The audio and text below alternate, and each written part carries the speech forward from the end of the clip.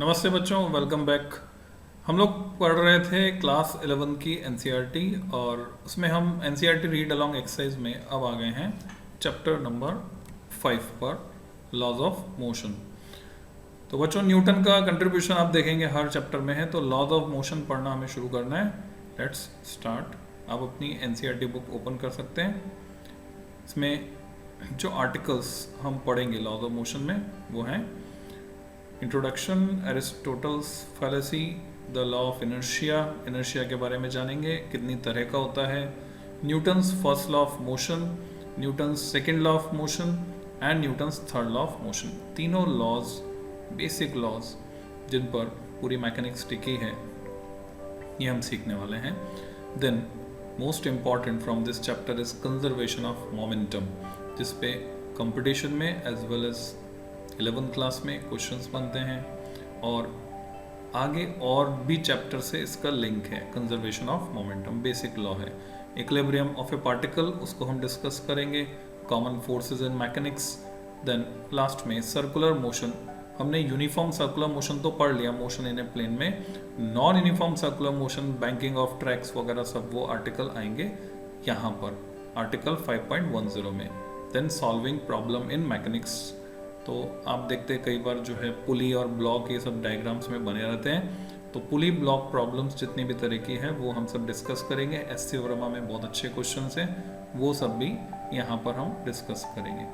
Summary, points to ponder, exercise, additional exercise. तो ये पूरी डिटेल हुई बच्चों लॉज ऑफ मोशन की, जो हमें पढ़ना है एनसीईआरटी रीड अलोंग एक्सरसाइज, जैसे कि हमने इसको नाम दिया है। So let's start. In the preceding chapter, our concern was to describe the motion of a particle in space quantitatively. ये अभी तक हमने किया।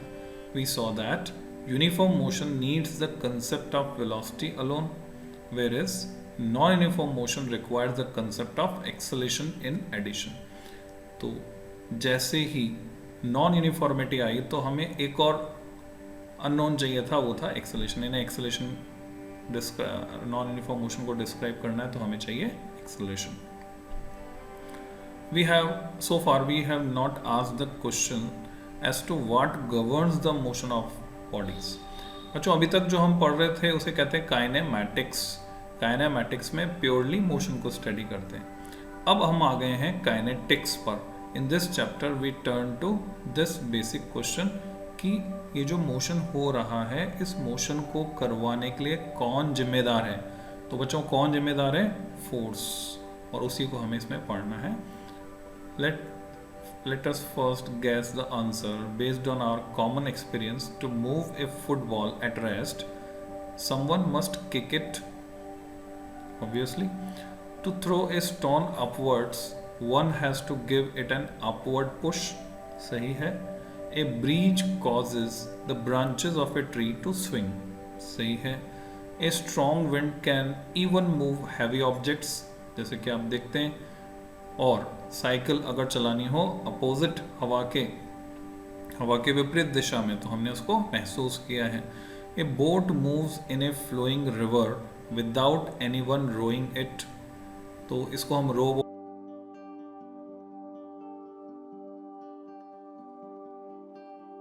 हिंदी में बोले पाल वाली नौका, boat with a sail. Clearly some external agency is needed to provide force to move a body from rest.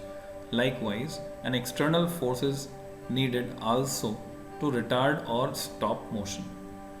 तो ये बात है समझने की, एक्सटर्नल फोर्स चाहिए मोशन को रोकना है। तो भी चलते हुए पंखे को रोकना है, मान लीजिए साफ करना है, आपने स्विच ऑफ किया पर अभी वो चल रहा है, Y?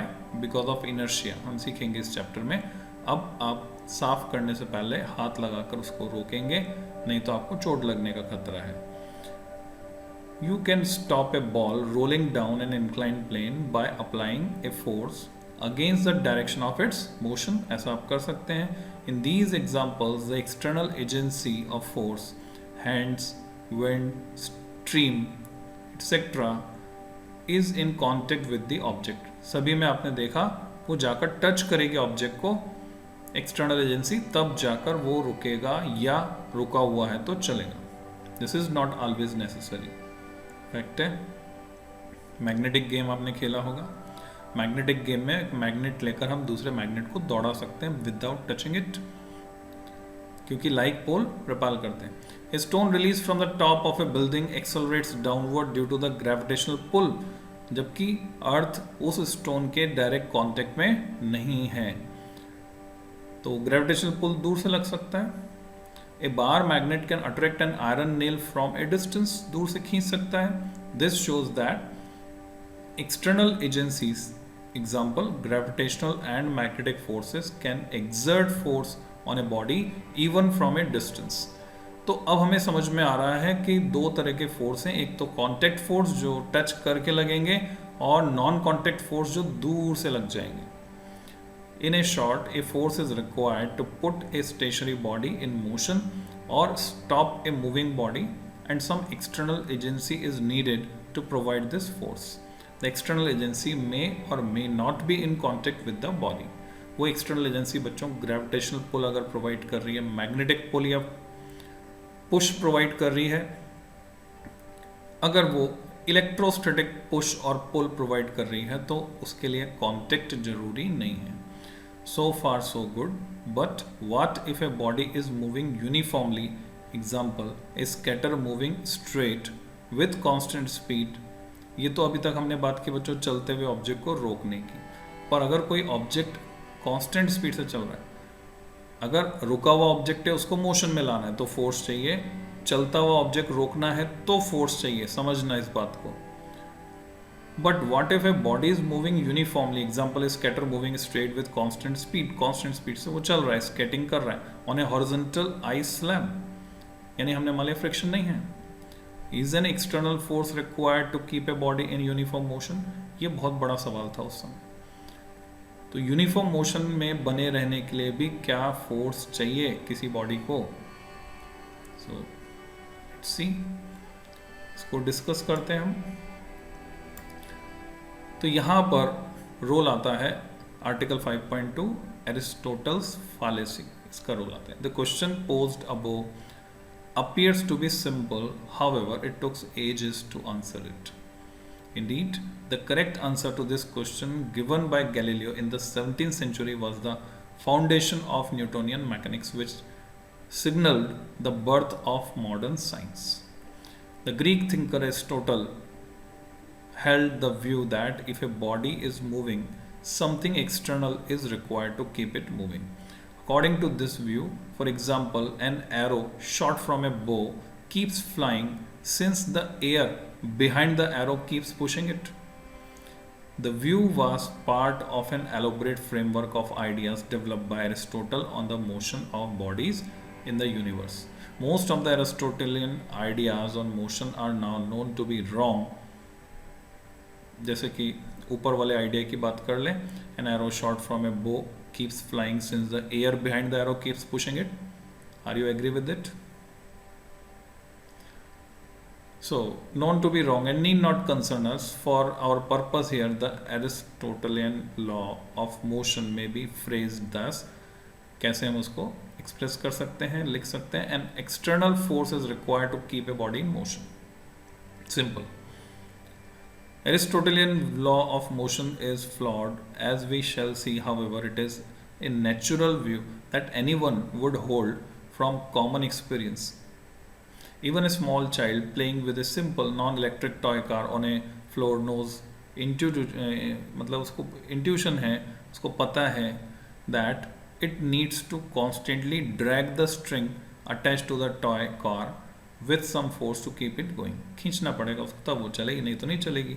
If it releases the string, it comes to rest. This experience is common to most terrestrial motion, जो भी अर्थ पर हो रहे हैं. External forces seem to be needed to keep bodies in motion. Left to themselves, अपने आप नहीं चलेंगे. All bodies eventually come to rest. Rest पर आ जाएंगे. What is the flaw in Aristotle's argument? The answer is a moving toy car comes to rest because the external force of friction on the car by the floor opposes its motion.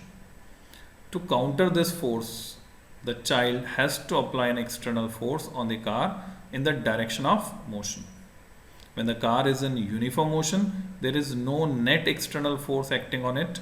क्यों? The force by the child cancel the force friction by the floor. दोनों एक दूसरे को cancel कर रहे हैं. The corollary is if there were no friction, कोई friction वहाँ पर नहीं है, the child would not be required to apply any force to keep the toy car in uniform motion.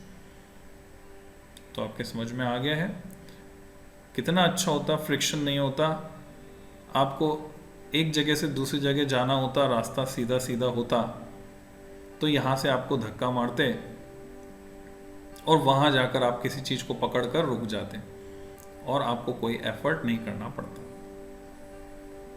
अब इसके कॉन्सिक्वेंसेस सोचिए, दिमाग लगाइए. अगर ऐसा हो जाता तो आपको चलना नहीं पड़ता, और आप अगर चलते नहीं, मेहनत नहीं करते तो क्या होता है, बस खाते और मेहनत नहीं करते तो मोटे और मोटे होते जाते. जैसे कि लॉकडाउन पीरियड में आपने देखा बहुत सारे लोग जहाँ योगासन प्राणायाम करके फिजिकली फिट हो गए, वहीं बहुत सारे लोग बहुत बहुत मोटे मोटे भी हो गए हैं. The opposing forces such as friction, solid में भी लगता है, and viscous forces for fluids are always present in the natural world. हमेशा ये रहते हैं. This explains why forces by external agency are necessary to overcome the frictional forces to keep bodies in uniform motion. इसलिए हमें इनके against कोई भी काम करना है तो हमें एक्स्ट्रा फोर्स चाहिए जो उसको बैलेंस करे. Now we understand where Aristotle went wrong. He coded this practical experience in the form of a basic argument to get at the. तो ये समझते हैं हम. True law, get at the true law of nature for forces and motion. One has to imagine a world in which uniform motion is possible with no frictional forces opposing. This is what Galileo did. तो ये जो काम था जो Aristotle ने नहीं किया या वो फेल हो गया, वहाँ पर गैलीलियो का नाम आता है. गैलीलियो ने ये इमेजिन किया और इसके लिए एक्सप्लेनेशन दिया. तो द लॉ ऑफ इनर्शिया यहाँ एग्जिस्टेंस में आता है. Galileo studied motion of objects on an inclined plane. Objects first moving down an inclined plane accelerate, वो एक्सेलरेट होते हैं, वाइल दोज मूविंग अप, जो ऊपर जा रहे हैं, वो रिटार्ड होते हैं. Third, motion on a horizontal plane is an intermediate situation, इनके बीच की, जैसे कि आप डायग्राम में देख पा रहे हैं. Galileo concluded that an object moving on a frictionless horizontal plane must neither have acceleration nor retardation, that is it should move with constant velocity. ये उसने निष्कर्ष निकाला. तो ये तीनों सिचुएशंस यहाँ दिखाई गई हैं.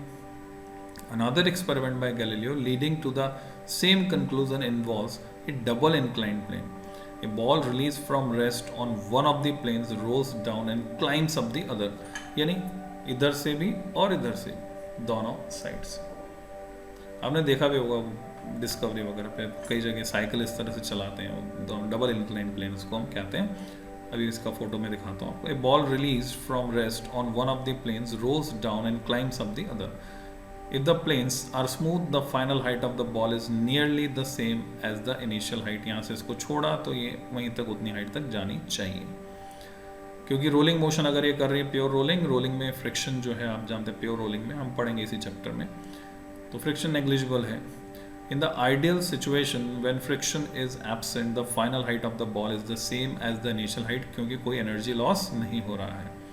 If the slope of the second plane is decreased, उसको अगर कम कर दिया जाए, and the experiment repeated, the ball will still reach the same height, वापस वहीं तक पहुंचेगी, but in doing so, it will travel a longer distance. ये समझने की बात है. ये प्लेन को हमने ऐसे कर दिया, ये दूरी ज़्यादा तय करेगी, उतनी ही ऊंचाई तक पहुंचनी चाहिए. In the limiting case, when the slope of the second plane is 0, अगर slope 0 है तो फिर तो वो horizontal है, तो ball travel an infinite distance, चलती ही जाएगी. In other words, its motion never ceases, provided friction ना हो, dissipative forces ना हो. This is of course an idealized situation. आदर्श स्थिति है जब friction नहीं है, हमेशा के लिए चलती रहेगी. The law of inertia was inferred by Galileo from observations of motion of a ball on a double inclined plane. इसी के बेसिस पर लॉ ऑफ इनर्शिया दिया गैलीलियो ने. तो वो क्या था, let's see. In practice the ball does come to stop after moving. Practically तो क्या होता है, कुछ फाइनाइट डिस्टेंस चलकर रुक जाती है हॉरिजॉन्टल प्लेन पे because of the opposing force of friction which can never be totally eliminated, जिसको हम खत्म नहीं कर सकते, इसलिए हम कहते हैं friction is a necessary evil. However, if there were no friction, the ball would continue to move with a constant velocity on the horizontal plane. Galileo thus arrived at a new insight on motion that had eluded Aristotle and those who followed him. The state of rest and the state of uniform linear motion, दोनों की बात की. Motion with constant velocity are equivalent in both cases. There is क्या होता है दोनों ही स्थितियों में, no net force acting on the body. It is incorrect to assume that a net force is needed to keep a body in uniform motion, क्योंकि जब वो constant velocity से चल रही है तो उसे कोई force required नहीं है. To maintain a body in uniform motion, we need to apply an external force to encounter the frictional force. अगर friction ना हो तो नहीं चाहिए, so that the two forces sum up to zero, net external force. To summarize, if the net external force is zero, a body at rest continues to remain at rest, and a body in motion continues to move with uniform velocity. This property of the body is called inertia. Inertia means resistance to change. A body does not change its state of rest or uniform motion unless an external force compels it to change that state. तो इसी को compile करके Newton ने अपने law की form में दिया, जिसे हम Newton first law of motion कहते हैं. तो हमें किसे समझना है बच्चों, इनर्शिया को समझना है बेसिकली. तो इनर्शिया क्या है, ये जो प्रॉपर्टी है, property of the body which resist the change, किसी भी तरह के चेंज को जो रेजिस्ट कर रही है, उसकी मोशन की स्टेट में चेंज को रेजिस्ट कर रही है, उस प्रॉपर्टी को हम बोलते हैं इनर्शिया. सो इस लेक्चर में इतना ही.